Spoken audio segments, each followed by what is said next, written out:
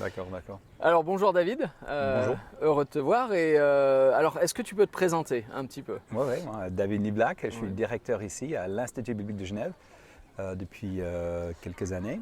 Et voilà, très content de pouvoir œuvrer dans ce ministère de la parole auprès des jeunes.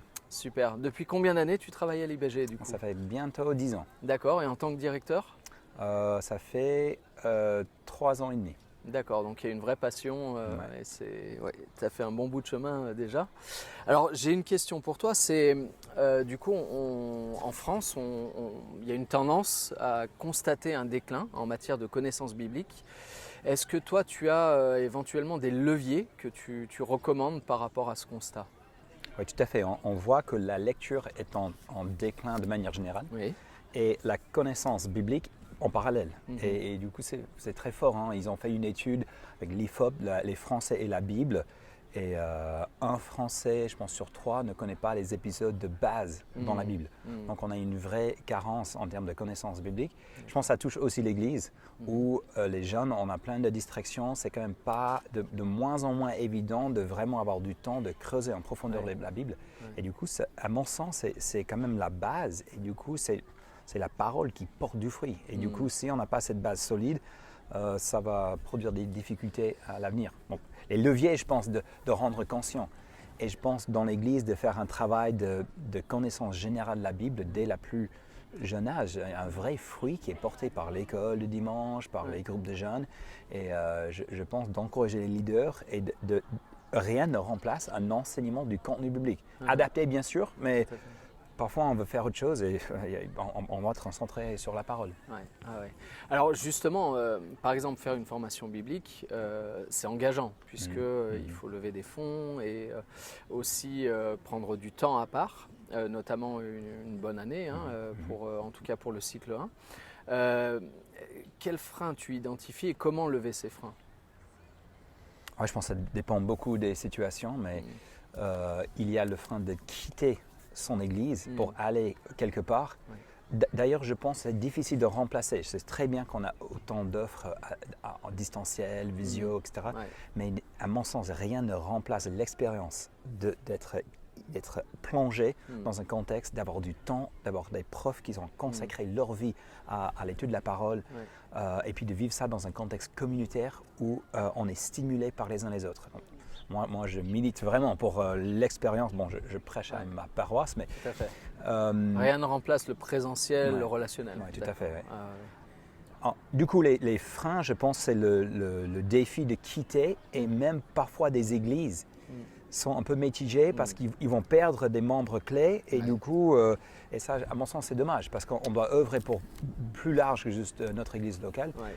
Le défi financier, même si à mon sens, ce n'est pas le défi plus important, je vois même les étudiants, ils n'ont pas peut-être des solutions devant eux, mais avec une conviction, souvent, ils témoignent à quel point Dieu pourvoit parfois par des manières inattendues.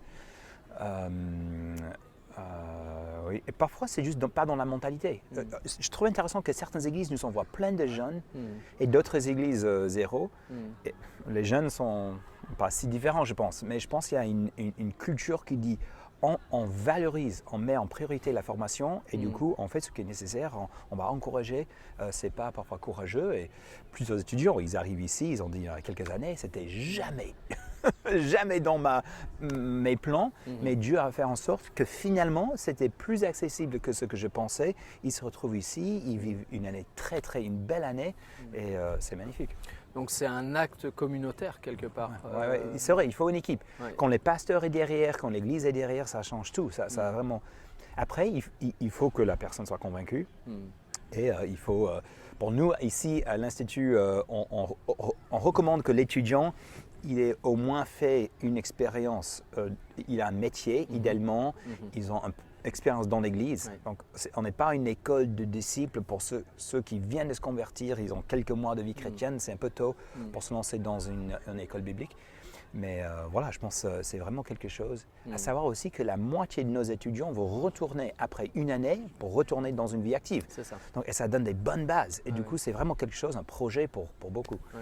Et selon les profils, ce que j'ai cru comprendre, c'est que l'IBG offre en fait une variété de formations, d'options. Ici, on commence tous avec la première année qui allie théorie, études bibliques, la vie communautaire et le service pratique. Donc une sorte de tronc commun. Voilà. Ouais. Voilà. Ah ouais. Et après, il y a beaucoup de possibilités après. Et même ces dernières années, davantage. On a filière classique pastorale, filière mission transculturelle, filière bivocationnelle à temps partiel. Alors qu'est-ce que c'est bivocationnel? Qu'est-ce que ça veut dire? En fait, c'est de faire le diplôme classique pastoral, mais à temps partiel. En fait, c'est le temps de formation est doublé afin que l'étudiant puisse travailler à 50% à côté pour la formation, qui permet à quelqu'un qui ne peut pas lâcher complètement leur travail de se former. Donc c'est une voie royale pour quelqu'un qui est en situation professionnelle, qui ne peut pas totalement quitter son emploi, d'expérimenter la formation biblique. Et on a de plus en plus, et même ceux qui ont déjà une bonne expérience professionnelle, ils arrivent à valider la première année, soit en venant ici, soit avec les cours à distance, avec IBG Online. Et là, ils continuent dans un stage et on est très encouragés. Puis on a cette filière diaconale pour quelqu'un qui souhaite former après la première année, mais pas en vue d'un ministère à temps plein. Et du coup, on est encouragé par ces possibilités.